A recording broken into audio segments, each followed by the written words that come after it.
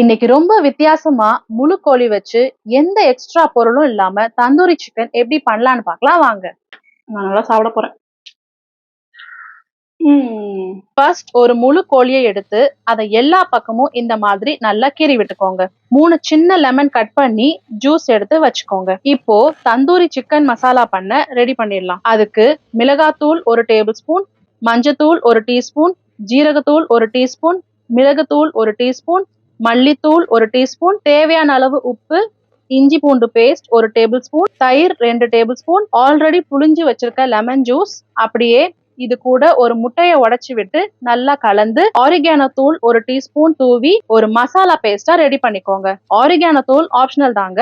இப்போ கீரி வச்சிருக்க சிக்கன்ல மசாலா நல்லா எல்லா பக்கமும் அப்ளை பண்ணி ஒரு 2 மணி நேரம் ஃப்ரிட்ஜ்ல வச்சிடுங்க. 2 மணி நேரத்துக்கு அப்புறமா ஒரு குக்கரை எடுத்து நல்லா மெலிசா நீளமா இருக்கிற மாதிரியான டம்ளர் எடுத்து அதுக்கு மேல நம்ம முழு கோழிய வச்சு ஒரு 3/4 மணி நேரம் மீடியம் ஃப்ளேம்லயே அடுப்பை வச்சு வேக வைங்க.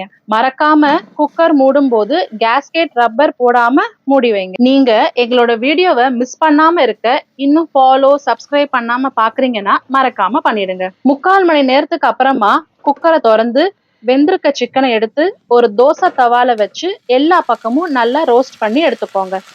இப்படி பண்றப்போ அடுப்பை லோ ஃப்ளேம்லயே வைங்க. அடிக்கடி திருப்பி விட்டே இருங்க. இந்த மாதிரி பண்றதுனால எல்லா பக்கமும் நல்லா ரோஸ்டா இருக்கும். திருப்பி விடுறப்ப ஆயில் பண்ற பிரஷ் இருந்தா அதை வச்சு சிக்கன்ல எல்லா இடத்துலயும் ஆயில் அப்ளை பண்ணுங்க.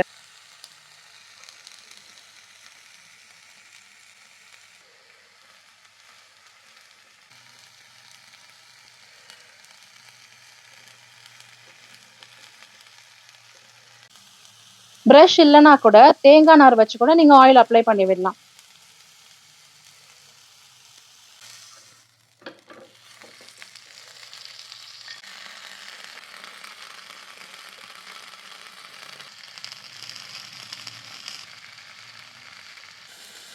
சிக்கன் ஃபுல்லா ரோஸ்ட் ஆனதும் கட் பண்ணி சாப்பிட வேண்டியதுதான். நீங்க உங்களுக்கு வேணும்னா எக்ஸ்ட்ராவா கூட ரோஸ்ட் பண்ணிக்கலாம். பட் ரொம்ப ரோஸ்ட் பண்ணீங்கன்னா சிக்கன்ல இருக்கிற சாஃப்ட்னஸ் போய் ரொம்ப ஹார்ட் ஆயிடும். அதை மட்டும் பார்த்துக்கோங்க. உங்கள்கிட்ட தோசை தவாக்கு பதிலா கிரில்லர் இருந்தா கூட தாராளமா அதுலயும் இதே மாதிரி தந்தூரி சிக்கன் பண்ணலாம்.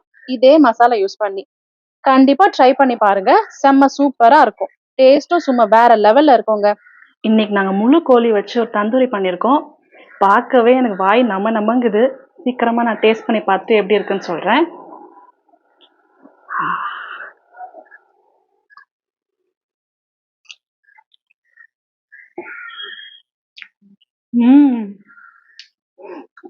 நல்லா ஸ்பைசியா மசாலாலாம் உள்ள இறங்கி நல்லா டேஸ்டா இருக்கு. அடி தூள் தான் போங்க. நான் நல்லா சாப்பிட போறேன்.